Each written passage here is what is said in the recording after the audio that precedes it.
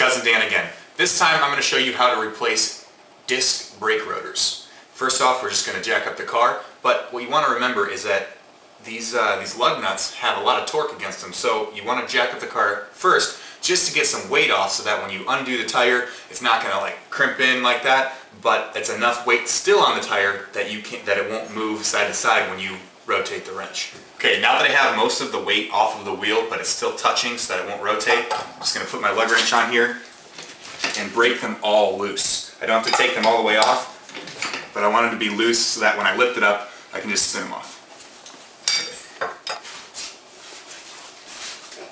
Once you have the tire off, you can look back here and see behind the caliper, which rides on top of this rotor, you have two bolts, one here and one on the bottom in the same position.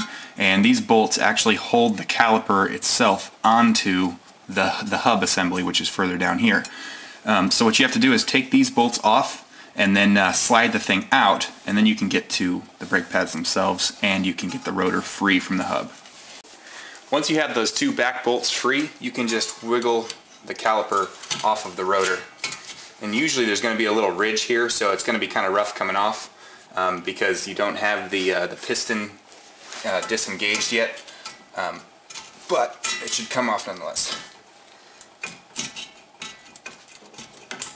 There we go. This is a rear rotor, and the rear caliper on most cars is going to have two lines that go to it. First off, you're going to have your primary hydraulic line, which has the fluid, the brake fluid, coming from the master cylinder to fill up this piston here and move the cylinder and move the piston out, which compresses these brakes. But you're also going to have a second line, and this is on the back, not the front. You're going to have a cable. It's not a fluid line, it's a cable, and it pulls on this mechanism in the back, and what that does is it turns a cam and basically moves a secondary diaphragm, which compresses that and pushes the piston in further. And what that is, that's your emergency brake, usually the handle in the middle in between the seats or whatever, depending on the car you drive. So once you have this thing free from the rotor, you just have to press on the pads and they will typically just pop right out of their position, and you can slide them forward and get it out of the caliper. Each one is, usually depending on the manufacturer, each one is set up a little bit differently, but they're typically not too hard to figure out.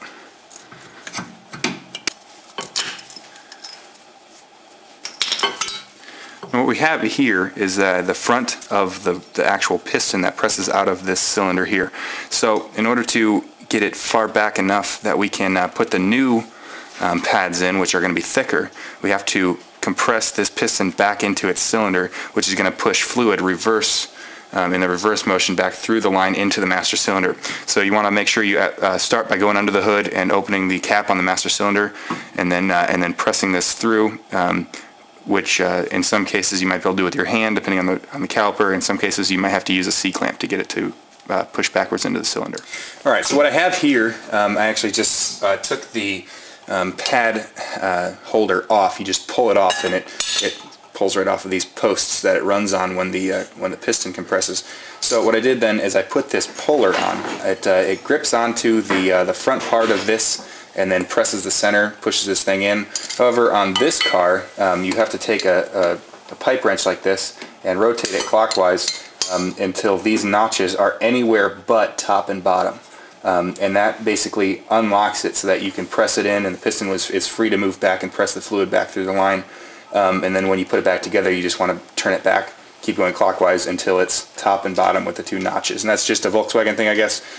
Maybe some other cars have it too, but I haven't seen it before, so there's a lot of cars that don't. But if you do push on it with a puller like this, and it doesn't go anywhere, try turning that actual piston and it might unlock something. Alright, with this piston pressed all the way back in, I'm just going to slide on this pad holder, make sure that the rubber seals actually seal around the lip on it, and then take your new pads and slide them in. You have to go with these ones, you have to put the little step on the edge through and press it against the spring at the top. Press it against the spring at the top there,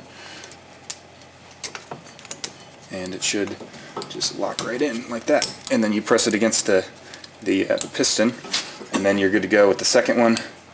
And then we'll slide it over the rotor. Alright. Alright, so now that we've got the pads in here and the gap is lined up so it can fit over top of the rotor, we're going to take this rotor off and replace it too.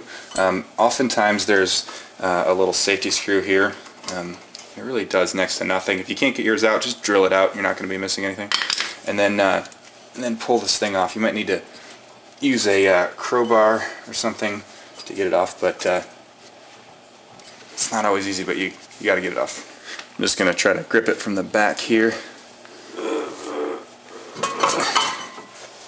One thing that you want to remember is that these new parts, brake parts, are packaged in machine oil, and so you got to use brake cleaner to spray them off before you put them on. Otherwise, they will foul up the pads themselves and actually lubricate the pads on the rotor. And you're trying to create as much friction as possible, not lubrication. So that's exactly the opposite of what you want. So just spray that stuff on there. It loosens up the grease right away. You can just wipe it off or let it air dry, and you'll be good to go. So now we got this thing on here. Just got to slide the caliper right over top of it and line it up with those back bolts again, put them in, and you're good to put the tire back on. When we're putting it back on, do the same thing in reverse order. Just lower the car down just enough that the tire touches and gives you some back pressure when you're turning these. And you really just go in a star pattern like this, tightening them. You don't want to tighten them too much though. Just enough snug pressure is fine. Probably in torque terms we're talking like 28 pound-foot. But once you get that on, you're good to go. Lower the car down, and that's a wrap. Thanks for watching, and don't forget to subscribe to the Cousin Dan.